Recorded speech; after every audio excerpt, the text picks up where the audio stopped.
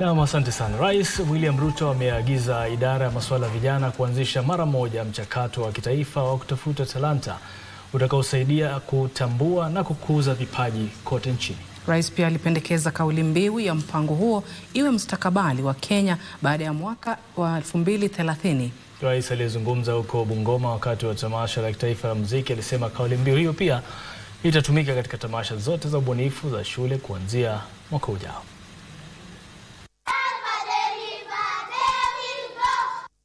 Majuma mawili ya makala ya 98 ya tamasha ya kitaifa ya muziki yalifika kilele chake katika ikulu ndogo ya Bungoma. Tamasha ya kitaifa iliwajumuisha washindi katika vitengo mbalimbali. Mavazi ya kitamaduni, densi, nyimbo zilishamiri wakati wa tamasha hiyo, huku washirika wakionyesha utajiri wa utamaduni wa Kenya. Washiriki katika kila kitengo walijikakamua na kuthibitisha sababu zilizowafanya kuibuka washindi. Na waziri na timu yako pangana na hawa watu ili mashule, colleges ambazo wameperform hapa leo, kila shule tuwapatie milioni 5. Miongoni mwa walioalikwa kuburudisha ni wanafunzi 170 kutoka nchi jirani ya Uganda. Kwenye hotuba yake, Rais William Ruto alielezea nafasi ya muziki na sanaa humu nchini na umaarufu wake katika mfumo wa elimu ya umilisi. Under the competence-based education, music, drama, sports and arts are not marginal activities to be funded from whatever remains after everything else.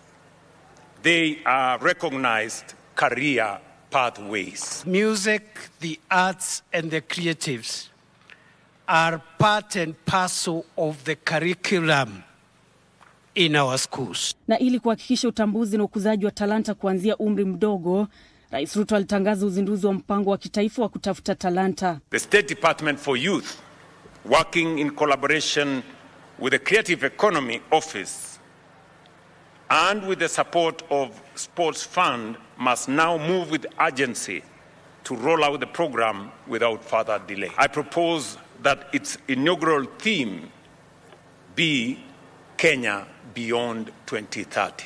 Beginning next year, school creative events shall also carry this theme. Let our young people use their creativity to imagine Kenya's future development. This vision is led by Thinking, Your Excellency. And this is a thinking that you have introduced the platform for us to have a conversation for the 2060 vision. Wakati huo huo, Rais Ruto aliapa kuhakikisha wasanii humu nchini wanalindwa kutokana na dhuluma kutoka nje, akisema tangu kuzinduliwa kwa malipo ya mraba kupitia jukwaa la eCitizen, asilimia isiyopungua 70 imekuwa ikiwaendea wasanii. Nyimbo, densi na tamaduni zilizoonyeshwa katika eneo hili ni dhihirisho tosha la talanta zinazopatikana katika taifa hili. Nancy Okware nikiripotia Darubini Wikendi kutoka katika ikulu ya Bungoma.